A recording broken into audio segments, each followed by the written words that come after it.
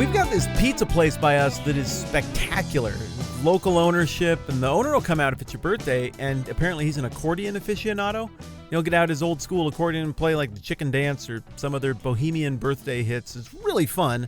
So my family likes it for that and for the food, but we also like it because they have an old school, like 90s style arcade.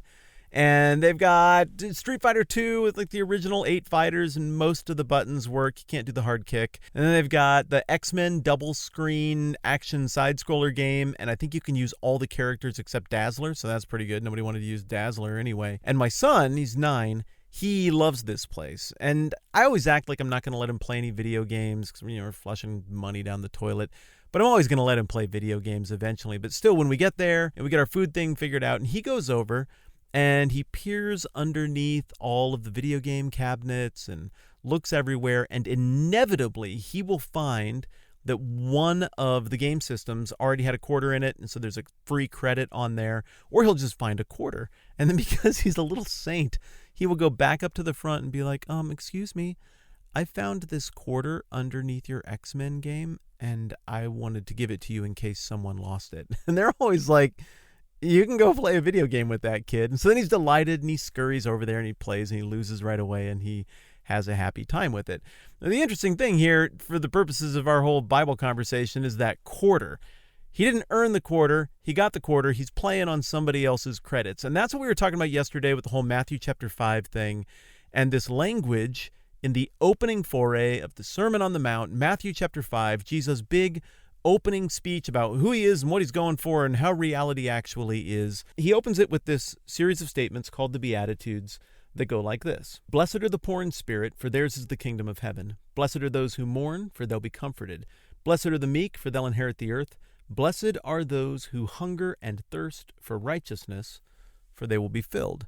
And we broke that down and teased it out a little bit yesterday, but we only had so much time. And so what I was saying is that this one phrase really gets us into some deep water Christian theology about the nature of righteousness and how good do you have to be in order to gain access to this really desirable sounding kingdom. And the big conclusion from all of that is that Jesus is setting up a paradox by which you got this thing that you really, really, really want because it's the truest, realest, bestest thing ever. That is a perfect kingdom with perfect justice and perfect mercy and a perfect king. But there's nothing you can do to be good enough to gain admittance to this kingdom or to participate in the thing. Now, I know as we talk about that, a lot of you are picturing heaven, like just heaven, like pearly gates, St. Peter, the stuff that you picture from cartoons and things like that. And that's really not totally what Jesus seems to have in view here. He's not just talking about some kind of paradise after death, though I suppose in a way that's part and parcel with this. We'll have to break that down more later on. What he's talking about here, clearly from the language surrounding it, is a kingdom that is initiated with his arrival at this moment in history. So the kingdom, to quote about 100 really famous people who thought of this way before I ever did, is a reality that is both right now and not yet. It is here, but it is also unfolding and will unfold more completely with time. So right now, you got a situation where the kingdom apparently is growing up alongside the world kingdom, which has its own competing set of values and currency and all of this stuff. So once again, you got a situation where you got this thing that we really want to be a part of, but you can't gain access to it unless, according to Matthew 5:20, your righteousness exceeds that of the most righteous imaginable people. So what are you supposed to do? This conundrum isn't a result of a debacle in the planning phase of Jesus' scheme to take over the world. This is an intentional thing to put every single person who hears it in the position of my 9-year-old kid at the arcade. We want to play the game, but we don't have the credit. But a credit could be provided to us even though we don't have a way to earn it ourselves. In this situation, the credit is from God, and that righteousness, that perfection that is required to participate in this kingdom is imparted by God. This is not some weird stretch that we're reading into the text. This is all over the New Testament. For example, again, next chapter over, Matthew 6, the Lord's Prayer, is all about how God is the provider of all the stuff In the kingdom, he's the one who's in charge of everything, and whatever we have, be it justice, be it mercy, be it practical needs being met, being protection from our enemies, he's the one who provides, puts the quarter in our hand. We don't go out and earn the quarter. Then the Apostle Paul in Romans chapter 3, you've probably heard this one before, it's pretty famous. He writes, "But now the righteousness of God has been manifested apart from the law, although the law and the prophets bear witness to it, the righteousness of God through faith in Jesus Christ for all who believe." So there's a lot of context there. I don't have time to break it all down, but Paul's in the middle of a big argument here where he's saying the law, which is representative of your own attempt to earn the quarter to play the video game, your own attempt to earn enough righteousness and good behavior points to be admitted to this kingdom, the law was only meant to point out that you can't earn the quarter. The law was only meant to point out that you can't earn your way into the kingdom and that only God's righteousness is good enough. It's meant to make you needy and want to go to someone who could provide you with the quarter, in this case, God. 2 Corinthians 5:21, this one's super famous as well. I think I memorized this one to score some Jesus bucks, so try to buy that box lunch from Amber.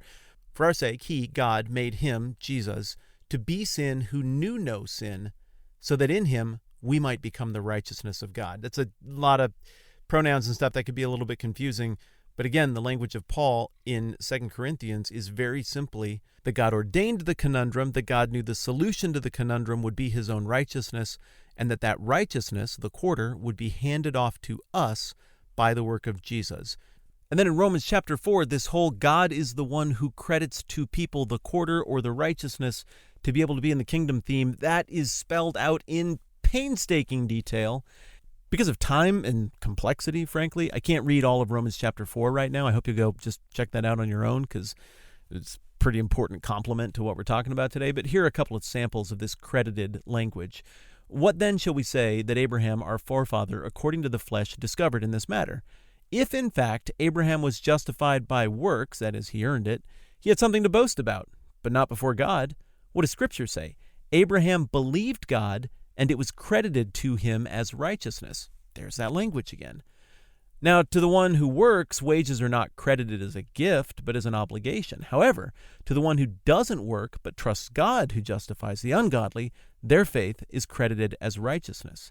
David says the same thing when he speaks of the blessedness of the one to whom God credits righteousness apart from works. "Blessed are those whose transgressions are forgiven, whose sins are covered. Blessed is the one whose sin the Lord will not count against them."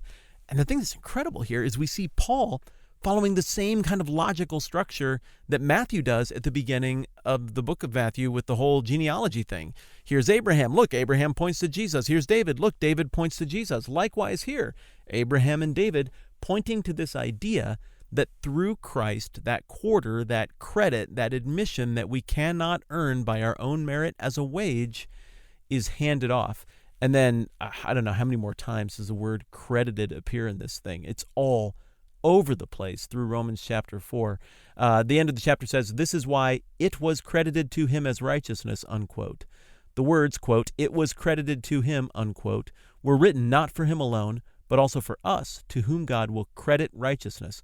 For us who believe in him who raised Jesus our Lord from the dead, he was delivered over to death for our sins and was raised to life for our justification. So what looks like this simple little item in this list of Beatitudes and blessed are statements is actually a pretty pivotal one and a pretty important interpretive one for understanding the rest of the list.